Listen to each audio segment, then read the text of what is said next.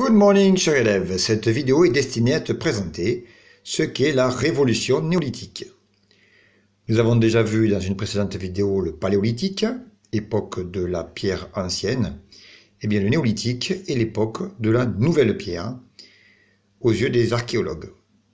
Il s'agit de la deuxième période de la préhistoire.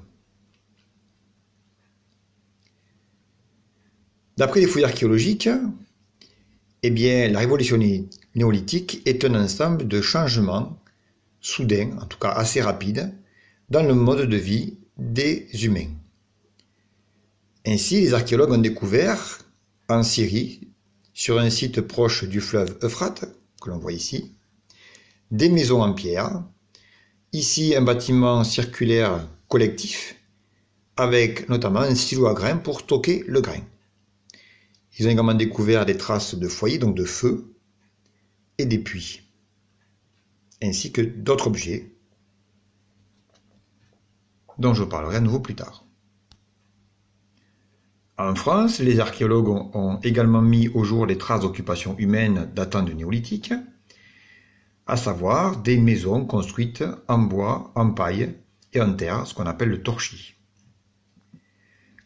Ils ont donc compris que les hommes, désormais, ne se déplaçaient plus, n'utilisaient plus des tentes comme habitat ou des grottes, mais bien désormais un habitat fixe, maison en pierre ou en bois. Les graines découvertes ont également permis aux archéologues de comprendre pourquoi les hommes ont cessé d'être nomades et sont devenus sédentaires. En effet, les graines témoignent du fait que les hommes ont commencé à pratiquer l'agriculture, c'est-à-dire qu'ils ont commencé à semer et à récolter différentes céréales. De même, la découverte d'ossements d'animaux ont permis aux archéologues de comprendre que les hommes ont commencé à domestiquer les animaux, que ce soit des moutons ou des bœufs, donc ont commencé à pratiquer l'élevage. Ainsi, les hommes ayant la nourriture sur place autour d'eux n'ont plus eu besoin de se déplacer. Ils sont devenus sédentaires.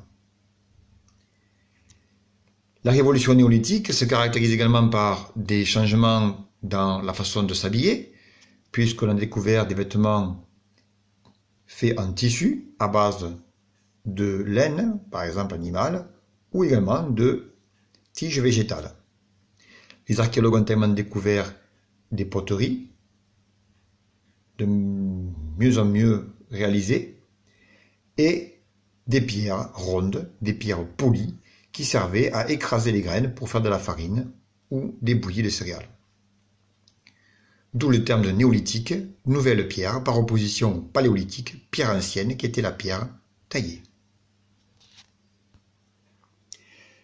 D'après les découvertes archéologiques, donc, les archéologues ont également pu déterminer que l'agriculture et l'élevage étaient apparus dans certaines régions, comme ici au Proche-Orient. Le site de Djerf el-Hamar est ici, avec ses maisons en pierre, et c'était progressivement diffusé, sans doute par le déplacement de certaines parties de population vers l'Europe, donc vers des sites français comme celui de Chalais.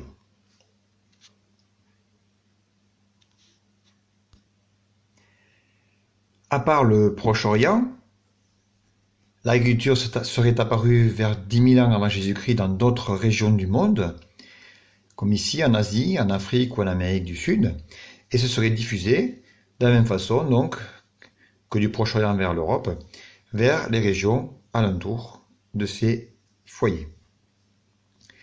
Toutefois, il faut noter, et c'est important, que sur les différents continents, les hommes ont cultivé et élevé différentes variétés, souvent en raison du terroir, en fonction du terroir et du climat. D'ailleurs, si les hommes ont pu commencer à pratiquer l'agriculture, eh bien c'est en partie grâce à un climat qui s'est réchauffé à cette époque-là. Donc nous voyons, par exemple, qu'en Europe, les hommes cultivaient du blé et de l'orge, tandis qu'ils cultivaient du maïs en Amérique. Ils élevaient des cochons et des bœufs au Proche-Orient et en Europe, tandis qu'ils élevaient plutôt des alpagas et des lamas en Amérique du Sud.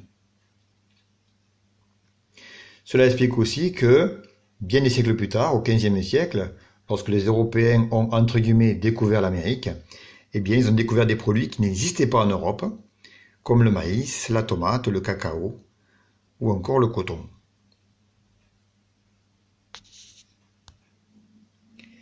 Les archéologues ont également découvert qu'au néolithique, les hommes ont dressé des pierres, parfois alignées comme ici en Bretagne, ou construit de véritables monuments associant pierres verticales et pierres horizontales, monuments appelés dolmens, donc qui forment des mégalithes, c'est-à-dire donc des grands monuments de pierre.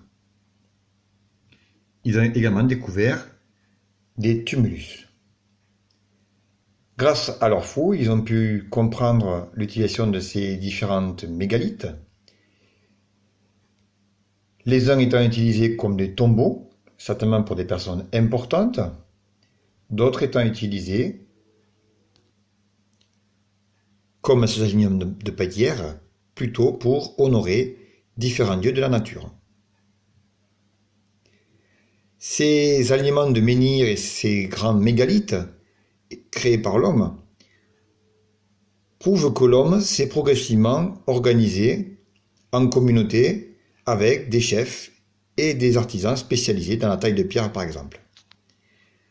Les archéologues ont reconstitué la façon dont ils ont travaillé.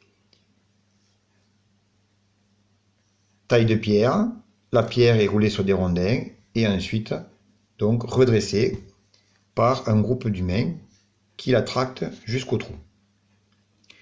Ensuite, ils pouvaient rajouter une pierre par-dessus de la même manière, en faisant un petit tas de sable, puis en enlevant par la suite.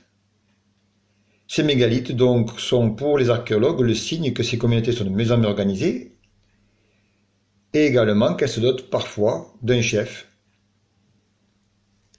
et que certaines se spécialisent dans un métier comme donc tailleur de pierre ou fabricant de cordes par exemple. Enfin, certains objets découverts, comme cette pointe de flèche en obsidienne, découverte sur le site syrien de Jeff El Amar, dont nous avons parlé tout à l'heure, eh bien, font penser aux archéologues que les hommes ont également commencé à pratiquer le troc, puisque cette pointe de flèche est en obsidienne, une pierre qui n'est pas disponible sur le site lui-même et qui sont probablement allés chercher en Turquie voisine. Ainsi donc, des hommes se spécialisent dans une nouvelle activité, à savoir le commerce et le troc. Voilà donc ce qu'on appelle la révolution néolithique, c'est l'ensemble des changements dans la façon de vivre des hommes et dans leurs activités au quotidien.